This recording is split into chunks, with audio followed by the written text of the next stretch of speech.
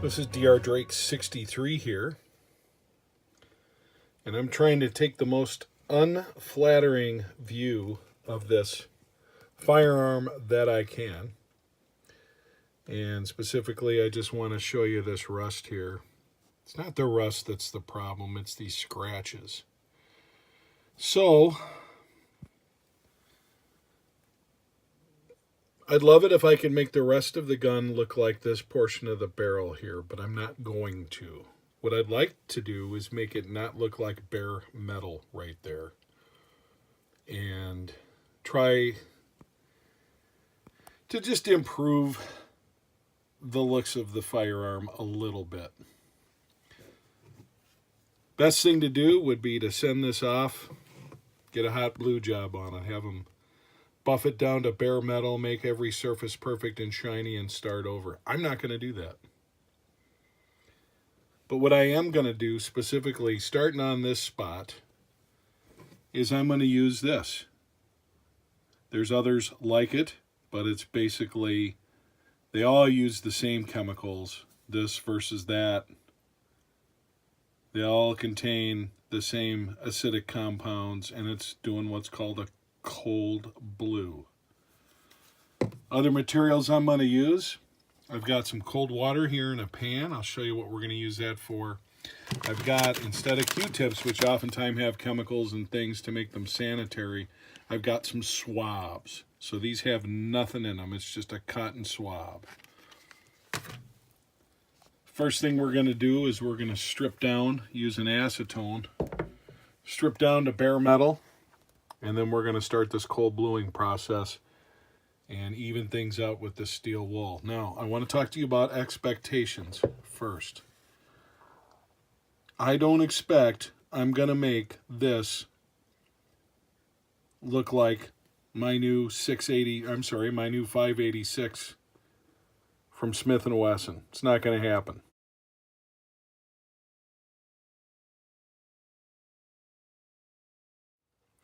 I don't think it's even going to look like this part of the barrel. I'd love it if it could. What I expect is it's still going to be splotchy. And I'm hoping that we get rid of this metallic looking area where this has been worn. To me, this looks like somebody wore this gun on their hip or shoved it someplace down between seats or something, and it got scratched by something more than once.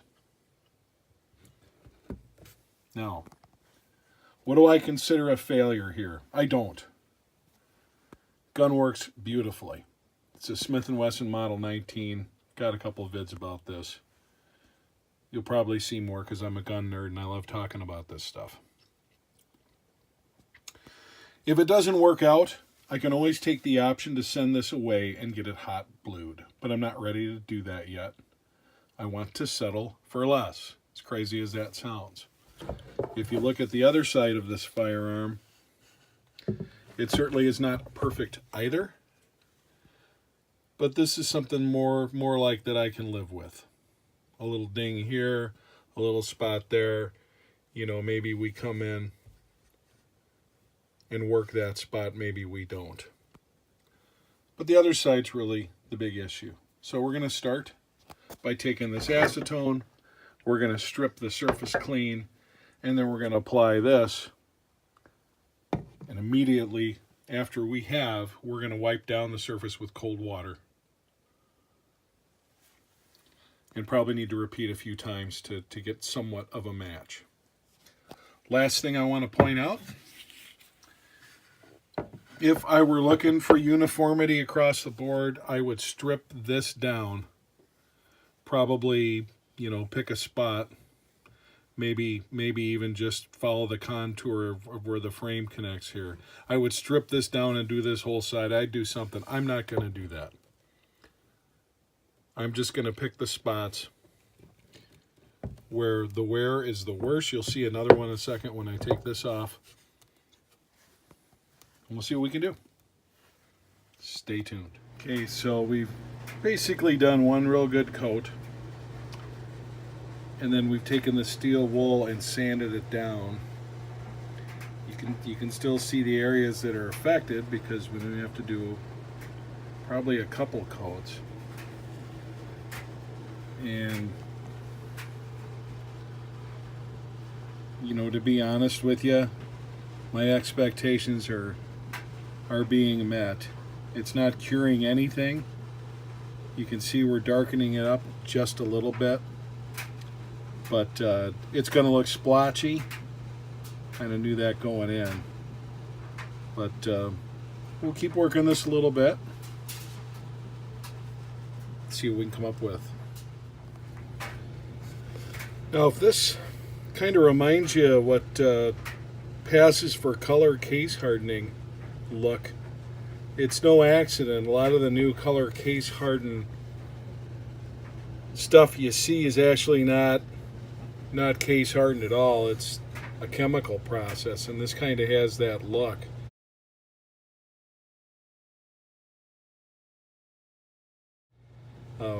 As we go along, all this is doing is chemically reacting with the metal. It gets a little bit darker each time, you know, so forth and so on. But a true hot bluing job, like you see on the rest of this firearm, it's actually corroding the metal through a series of colors, and then they stop it at the color that they want. So this isn't even the same animal, not really. We're going to keep toying around with this and try to get it to a state that makes some sense. And like I said, I wasn't expecting miracles. I'm not getting them. But it's interesting nonetheless. And it looked like hell, so I'm not going backwards. Okay, so I put the gun in the same position. I have not moved the light. And you can see what it looks like after I spent some time just working on this, trying to color fill, I guess, for lack of a better word, with the bluing compound, those scratches.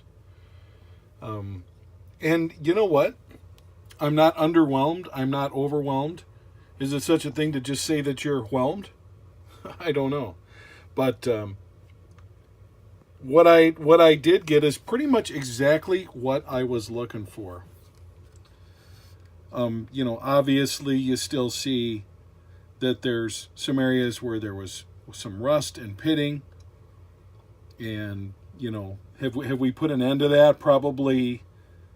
Their Renaissance wax is going to do more than anything else to help me there. But you know, I had some holster wear, and I would just say that in terms of just like touch up, it does a pretty good job. It doesn't eliminate, you know, doesn't eliminate problems. It doesn't make stuff go away. What it does do is makes it a little bit better. But you have to be careful how you do it. It is not a perfect application. I mean, if you wanted perfect, you'd have to strip this down, get the old bluing off. You'd have to buff out everything that's a problem. So by no means have I corrected the problem. What I've done is cosmetically improved it a little bit. The gun looks a little bit better. Not a ton. Like I said, you want uniformity, you've got to strip everything down to bare metal. But it does look better. I did several coats of the bluing. I finished it each time after applying the bluing. I rinsed off with cold water and steel wool to just kind of buff out where there was a lack of continuity in the area that was affected, right about in there. And to do it right, like I said, you need to strip this down and do everything the same. So this is a Band-Aid on a buggered finish. There's no other way to put it. Not a problem for me. I like the firearm a lot, and you know, the main thing is keeping it lubed and keeping all the surfaces and stuff where they need to be. But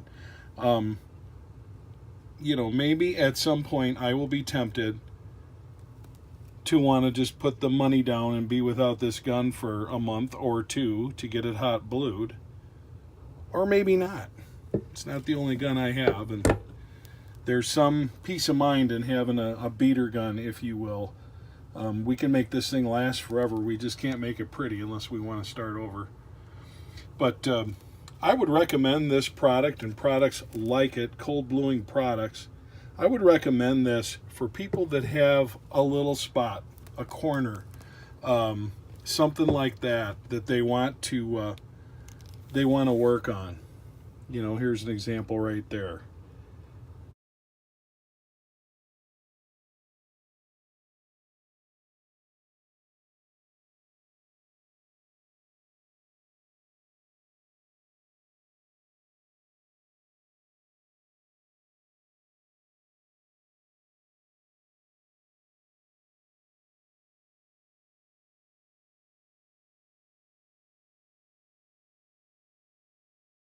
By no means do I recommend cold bluing as the way to blue a gun.